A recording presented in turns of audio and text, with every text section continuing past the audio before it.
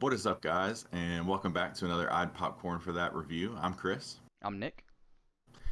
and today we're here to talk to you about a movie called Asteroid City. So, this is the newest film directed by Wes Anderson and written by Wes Anderson and Roman Coppola.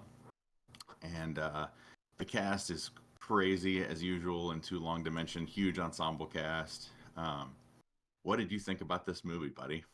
So I did enjoy it like while I was watching it. Coming off of The French Dispatch, which I was not a big fan of.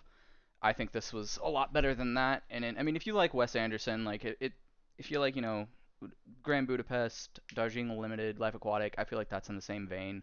I really liked the set design and like the colors and just the setting of what was going on, and the story was pretty good, but it did lose me a little bit.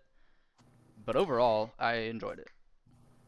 Yeah, you to some extent you always obviously know what you're gonna get with a Wes Anderson movie, especially if it's he's done these like stop motion movies, but that's the biggest differentiation. And I think like for me, like his magnum opus was the Grand Budapest Hotel. I love Rushmore and the Darjeeling Limited and the Life Aquatic and Royal Tenenbaums and all those.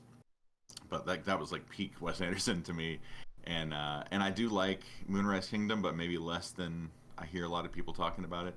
I did not see the only one I haven't seen. I think is the French Dispatch. So I didn't go into this with like knowing what the most recent Wes. Oh, and I haven't seen Isle of Dogs. Mhm. So, but like so I since I've missed a couple of the more recent ones, I didn't go into this with that kind of mindset. I was kind of I'm still thinking about Grand Budapest Hotel, Wes Anderson, but also just from the trailers, like I could tell this is going to be very dry and maybe not, maybe a little patience testing or maybe a little, like lacking a little heart. Like sometimes you do leave these movies thinking like the cadence and the way he asks actors to talk does kind of take a lot of the emotion out of the movie.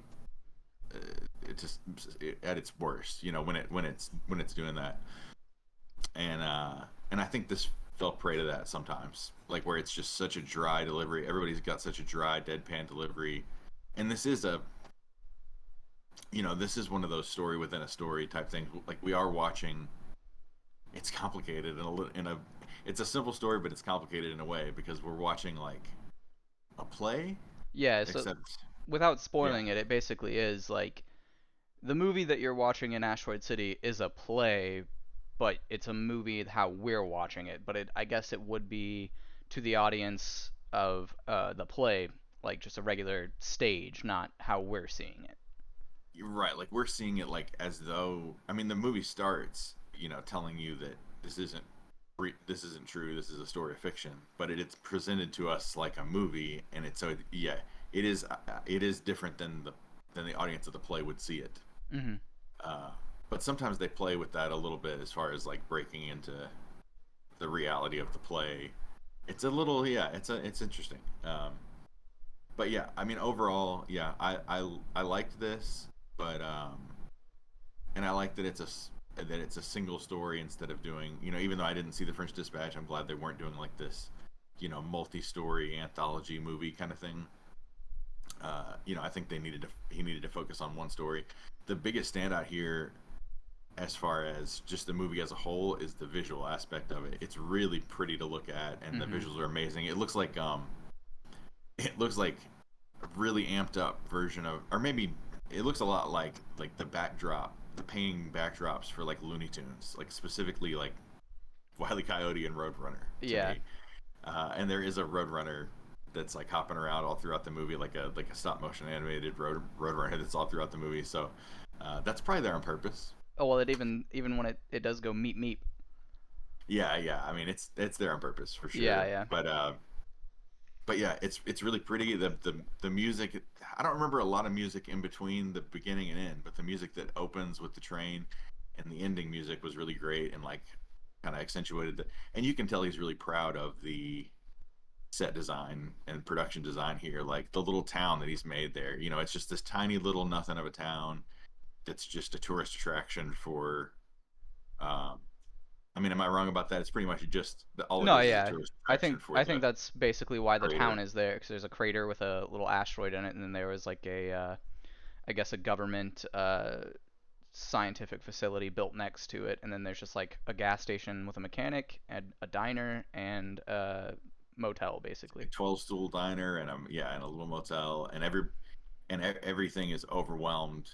This tiny little town, it's like population's like in the 80s or something, and this town's kind of overwhelmed by all these people coming to this. Is it? I don't know how often it takes. I can't remember how often it takes place, but this stargazing convention, I guess. Yeah, I don't remember how if Uh, they even said how often it takes place. That it was like the that it like might have been commemorates the annual. anniversary of the Yeah, the asteroid striking, and yeah, I guess it's annual. But and it's almost like a talent show or like um it's like a was it like a scholarship science thing. fair? It's like a Yeah, it's like a science fair because like that's the reason most of the people are there is because they're like their kids are part of this mhm. science fair for a scholarship type of thing, and they all have their little inventions and stuff. So I mean, well, so we should get into the story a little bit, but overall, I do like this movie. I just think it's not, you're gonna have fun watching it. It's a fun time. It's just if you can deal with that, you probably already know whether you like that Wes Anderson style or not. And this is very much that. And there's not a whole lot that I think you're gonna get out of it long term. It's just kind of a movie for movie's sake, and that's fine. Yeah. So I recommend it, but you know, so I mean, so anyway, but our story starts with uh, Augie Jason Steenbreck. Schwartzman's character, right?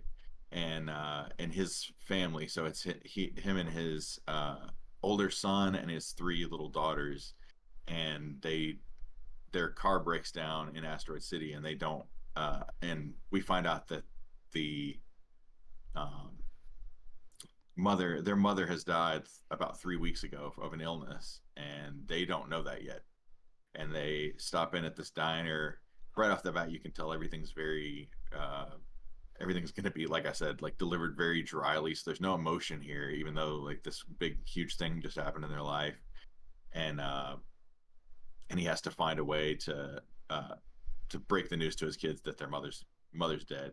And it's all handled, I don't even know how to explain it, but it's all handled in a very what would you say about that? I don't know, the whole reveal of the mother being Poorly, dead is, matter of fact, and it's like I understand like the three little girls wouldn't know, but the kid, the older son, Woodrow would definitely have to know at some point. Like 3 weeks, hasn't seen yeah, or heard anything about his mom. yeah. uh so anyway, he has to break the news to his kids. It's a bizarre way to do it, and it's played for laughs. And I do think the kids are a funny part of this movie for sure. Mm-hmm. And there's a lot of little chuckles you'll get out of this movie. It's not the most like gut busting movie I've ever seen or anything. There's not a whole lot of like peak hilarious moments, but it'll make you breathe out of your nose a little harder. Yeah, I you thought know the humor was good. Like I definitely laughed at a few parts, not as hard as some of the other people in my theater, but Yeah, I got like, yeah, I was getting laughs. I was surprised. Like, I guess yeah. people that went to see this know what they're gonna get themselves into. So yeah, I got some laughs. Um, but yeah, and there's so many cast members here. Like some of these people, like one of the first cameos, kind of we see, is, ooh, I should have Um, written down his name. What's his name? The Edward Norton mechanic, or Matt Dillon. Matt Dillon. Yeah, Matt Dillon's just the mechanic, and he just has this one little, for the most part, one little funny scene. There's kind of he has a moment kind of at the end too, uh, but the thing with the car, he's like, there's I've seen this before out of this car, and there's only two options it could be. It's either this one part that's about like 80 cents, and that fixes the whole thing, and he's like, what's the other option? And it's like, oh, the whole car, or it was like a full, Whole what do you transmission say? has to be rebuilt, and Yeah, even just a then they full drove down the part road and it exploded. and burst into flames. He's like, that's it over there, and the kids are like beating on this busted Yeah. up car. Uh, he's like, which one is mine? He's like, we're about to find out. And he installs this one little pin, and it seems like it's gonna fix it. And he's like, I'm not gonna charge anything, just $10 for the tow. And then the whole, some like crazy thing falls out of the engine, and he doesn't even know what it is. So that was a funny scene for sure. But yeah, tons of cameos. So Scarlett Johansson is in this, and um, Margot Robbie makes an interesting You appearance, know, and and when her appearance happened, I was like, is that her? I couldn't tell, and then it for might, sure it is. yeah, it definitely was. Yeah, I mean, so the just to simplify the plot a little bit, this science fair is happening. They've gotten stranded in this town because of the vehicle breaking down, but the science fair is happening. Uh, they've got the ashes of the mother with them, by the way, which is kind of played for laughs too because she's in a Tupperware container. But and the science fair is like hilarious because all the kids have done these things that are way beyond. I mean, some of these things are beyond human means Yeah, you right can't now at even, all, yeah. but all of it's way beyond the ability of a teenager or a kid, especially in we're in like the 1950s or 60s. I'm not sure what the I think it's year like is exactly. 1952, I believe. Yeah, it's like early 50s. So, but they're like, one kid has made a jetpack, and the kid we're the oldest son of Jason Schwartzman's character is has made some kind of way to transmit an image onto the moon that can be seen from Earth. So a lot of I can't even remember all of them. I wish I'd jotted down a few of the other ones, Well, yeah, one of the but kids so was that like a gun, like a plasma gun or something that could just shoot and explode stuff. That was pretty cool. yeah that comes in handy. So and basically our lead Jason Schwartzman's character Augie is that right? Yeah. Yeah, Augie is he's in this like small little he's staying in this small little spot right across from Scarlett Johansson, and they sort of have like a connection throughout the movie, and you can tell he's like recovering from the loss of his wife, and the pinnacle of the movie, and this is the only real spoiler we can give, and you should watch the movie before you see this at least, uh when the celebration finally happens to the annual celebration of the um Oh well, the of, thing is, it's a lunar ellipsis, and like three dots appear, and right. then they're like watching that through these, kind of like how you would watch an eclipse through like a reflection, like they Yeah, have a like you have to box have over your their head head. in like a Yeah. box with a hole. Yeah. And this is the this was the craziest part of the movie for sure, and the most like you could tell people in the audience did not know what to do with what's happening right now.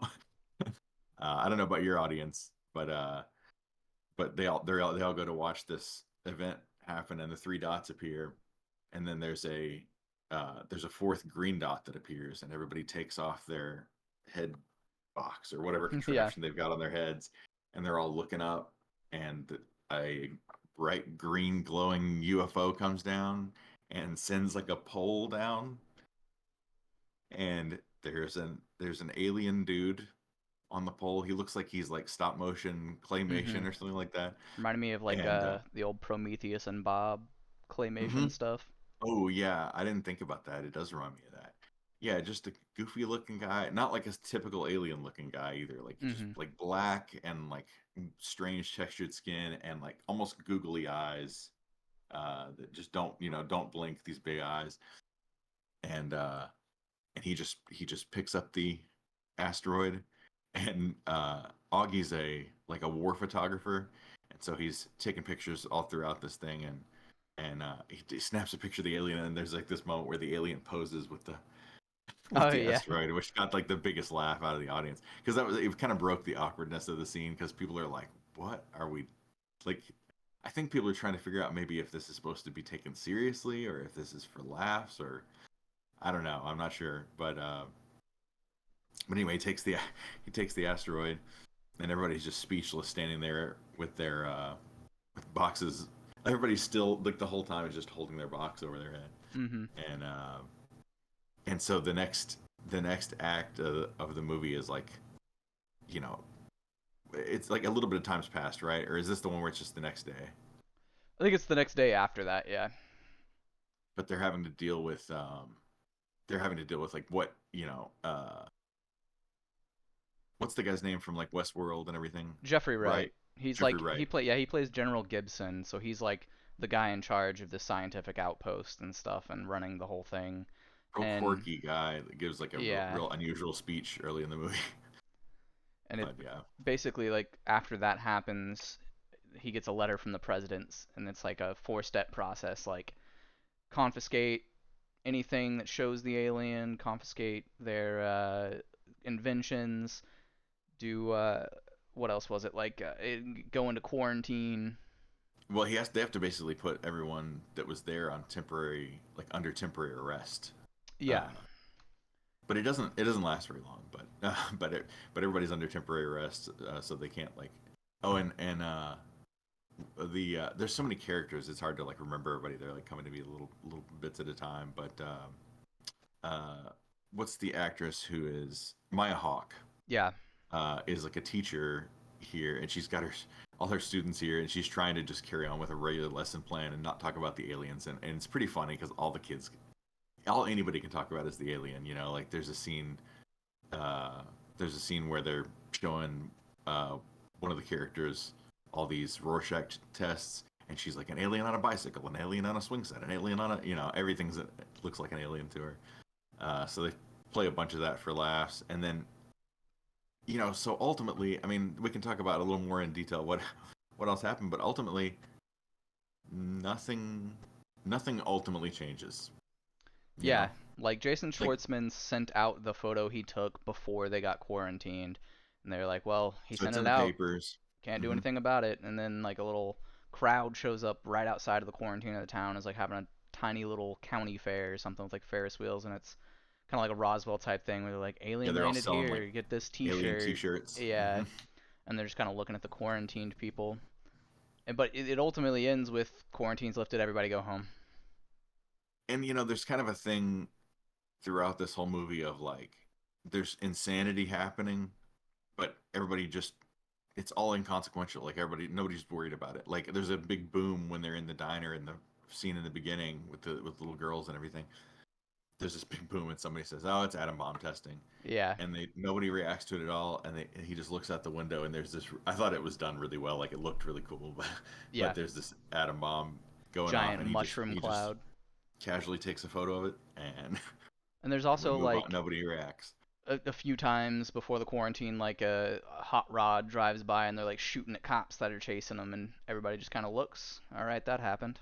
Yeah, there's a callback to that at the end too. But It's just yeah, like this old timey everything just car goes back to chase. normal. Is what because that's kind of how it ends. Is that that car chase happens, the atom bomb goes off again. Everybody just keeps going with their lives at that point. I thought Steve Carell's character added a little bit of like extra, like he didn't fully do the whole Wes Anderson dryness, and it was nice to occasionally have a little bit of a break from that. Like he still was a little bit of if Steve Carell in there and not just the Wes Anderson voice, you Yeah, know. Um, and it's interesting because like we said about the play, like the real opening of this is black and white, and it's Bryan Cranston doing like almost like a Twilight Zone like callback yeah. to There's like Rod Serling or whatever his name is. um, and he's like telling us like this is a work of fiction and you're gonna be and even this is a work of fiction. So he's introducing you to Edward Norton's character, the playwright, like but like dramatically reenacted. So we don't even know. I guess the playwright did look like Edward Norton because everybody else is being portrayed by the same actor. But like right off the bat, it's kind of like there's several different layers to this because it's hmm like we're showing you a play of even starting with the writing of this story and like a dramatic reenactment of like the behind the scenes of this play going on and the actors and their interactions with the playwright and things like that going on behind the scenes. So it's interesting, but it is all I'm sure it's not accidental, but it is all inconsequential at the end. Like they make a yeah. point to call back to everything and show that like this little town's just going to go back to normal, even though an alien landed. Oh, and it even I mean, literally everything goes back to normal because the alien comes back and puts the asteroid back, and it's just been like inventoried. Yeah, that's what the general says. So yeah, I mean, it's a cute little movie. It's fun. If you like a Um, Wes Anderson's films, you'll enjoy this one. Yeah. the most like emotional moments were between. There were some moments between Scarlett Johansson and uh, uh, Jason Schwartzman's character, where there is a little bit of extra emotion shown there, and you feel a little bit of something. But for the most part, you're going into this for the fun of it, and just to see, you know, to see a couple dozen of your favorite actors and do have like a little cameo. But there's not a lot of interiority to a whole lot of these characters. You have to Yeah. kind of just take it for what it is. You get a little snapshot of this strange little Wes Anderson world, and then you move on. Yeah, So that's and it so I is mean, interesting that it's aliens. Oh, and the alien is in the play is played by Jeff Goldblum. Jeff Goldblum. Yeah, Yeah, that was a really short cameo. And there was something that I was gonna say, like when you're talking about Maya Rudolph teaching her class, that when she's teaching it, and I'm sure Maya this Hawk. Maya Hawk, I'm sorry, that this was meant to be in there for that reason. But the song playing in the background is what is it? Indian Love Call, which is the song from Mars Attacks that blows up all the aliens' heads when they're playing it. So that is a funny, yeah, that's a funny little Easter egg for those who can remember. I can't remember enough about Mars Attacks to tell you the truth, but Oh, okay. I need to rewatch that movie. Yep. Uh, yeah, I mean, what else do you add to that? You can't. We could name off every actor that's in this. It's a crazy list, but most people don't show up for very long. It's for the Yeah. most part it's Scarlett Johansson and Jason Schwartzman, and that's the main people you spend time with in this movie, really. Yeah, and then Edward Norton has a decent bit. Adrian Brody shows up for a little while. I Yeah, mean, there's so many people. I mean, Tom Hanks, Bryan Cranston. I thought Tom Hanks was good in this, Yeah, and he just he doesn't really have a whole lot to do. But it's just an interesting role for like to see him in. It's so out of character for Tom Hanks. yeah, and I love how everybody had a gun. Not everybody, but like all the adults. So like, the general has a gun, obviously, but then Tom Hanks always has a gun in his waistband. Steve Carell always has a gun, but like nobody ever uses them once. Never like it's never made a point of why they have guns for any Hmm. reason. They just have them. Yeah, I mean, I guess it's I don't know. I was gonna say I guess Yeah. it's the 1950s, but that doesn't mean everybody's got a gun. I don't Right. know. Yeah, it's a little it's weird to see a movie like this in a theater because it's like. And by the way, everybody in my theater, I think I've mentioned this before, but everybody in my theater just the movie was over, the credits are rolling, and everybody just stays sitting there. And I was like, I'm gonna head out. Yeah, And I we get up and nobody's moving. No one moved. well, he doesn't ever have like any post-credit stuff that I Yeah. can remember. I mean, Yeah. Well, the only reason it makes you think maybe there's a reason to sit here is like the car is just driving off into the distance down the road, and the roadrunner just starts kind of like dancing around a little bit. But yeah, we left too. It's like nothing's gonna I happen. mean, I like the movie, but I'm Yeah, not expecting. I'm not really even the one to stick around for like post credit scenes where I know they're gonna make one, yeah. Marvel movie or whatever. But I definitely am not gonna. I don't expect one in this, so I'm not gonna just watch the credits roll forever. It was just weird to me that like it wasn't an empty theater, and Hmm. it's weird to me that like everybody we're so conditioned to post credit scenes now. I guess everybody's like, It's probably what it maybe there's is. something else. He's gonna give us something at the end. It's gonna be maybe there was maybe the alien came back or something. I I don't know. looked it up. There wasn't. There wasn't. Okay. 'Cause I thought maybe like they knew something I didn't know. Like maybe everybody heard there's this weird little post credit scene about the alien again, and maybe that would have been fun to stick around for it. But I didn't expect it, and it turns out there wasn't anything at all. So Yeah. so if there's nothing else you want to add, what would you rate this movie? I, I did enjoy it while I was watching it. It had the humor. It had all the Wes Anderson stuff I like. So I'd probably give it like a 7.5. I'm actually gonna give it I'm torn between like a 6.5 and a 7. I think I'll give it a 7 because when I was watching it, I'm having fun with it consistently. Yeah.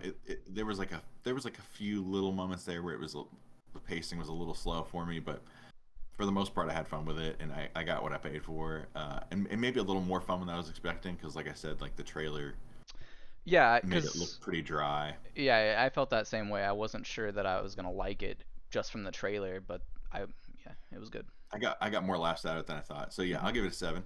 Okay. So recommend that. So the next movie we're talking about next time is The Skin I Live In. And yeah, if you guys like this video, drop a like below, comment below.